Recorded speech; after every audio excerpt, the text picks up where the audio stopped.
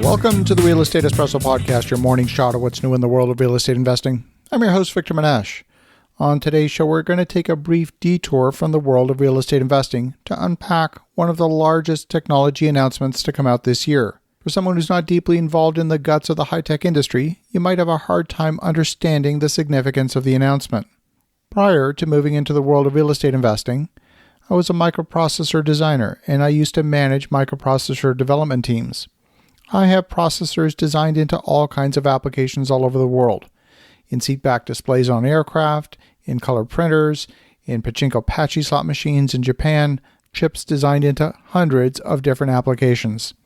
This is a world that I know deeply, so I thought that taking 5 minutes to share a perspective on the latest announcement by Apple would be a good use of 5 minutes. So here we go. Last week, Apple announced they were moving away from the Intel architecture of chips to the ARM architecture.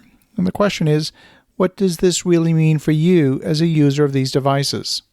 A few years ago, Apple upgraded the operating system of the iPhone to include many of the elements from Mac OS. There are three primary operating systems in wide use today in computers: Windows, which has majority share of the desktop market; Android, which has majority share of mobile devices; and Unix, with all the different various Linux variants that make up the majority of the server world. The Mac operating system was based on the latter Unix technology. It's the most robust industrial-strength operating system out there, and it's the least prone to security breaches. So when Apple introduced many of these elements to the iPhone really became a robust computer. Apple is trying to find a way to blur the lines between desktop computing that you find on their desktop computers and notebooks and the mobile computing platform that you've experienced on the iPhone and the iPad family of devices. Mac applications don't work on the iPhone, and iPhone applications don't work on the Mac, at least up until now. The reason they don't interoperate is because the underlying hardware is different, and the operating systems are also a little bit different, but that's easily fixed. It's like one microprocessor is speaking Spanish and the other one speaking English. The chips don't speak the same language, and therefore, software written for one chip doesn't work with the other.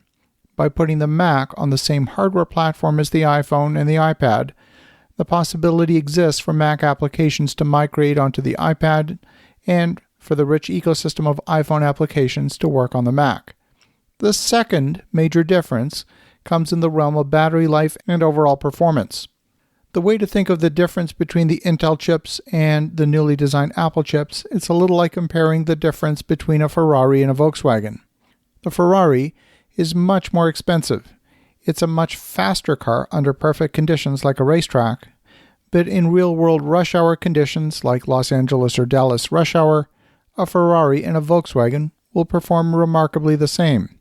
The Ferrari might beat the Volkswagen to a few traffic lights, but the difference is going to be small because there's just so much traffic. Most importantly, the Ferrari is going to use a lot more fuel to get the same job done. So which car is truly better? Well, of course, the answer is it depends.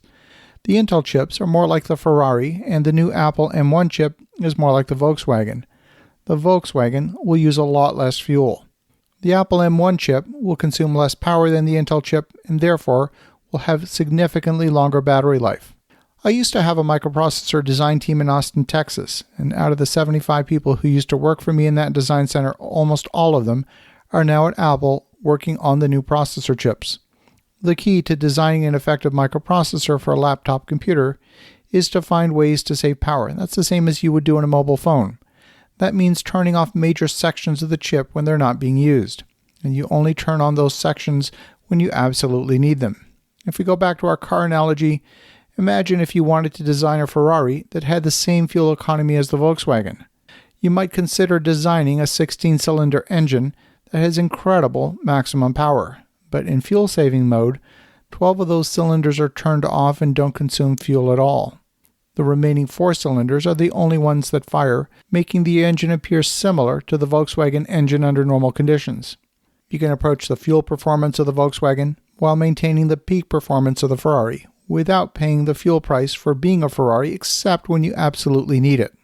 The latest announcement from Apple means that Apple maintains the lead again, not necessarily with a new whiz-bang feature, but in this case, blurring the lines between the desktop computing and the mobile computing experience. As you think about that, Have an awesome rest of your day. Go make some great things happen.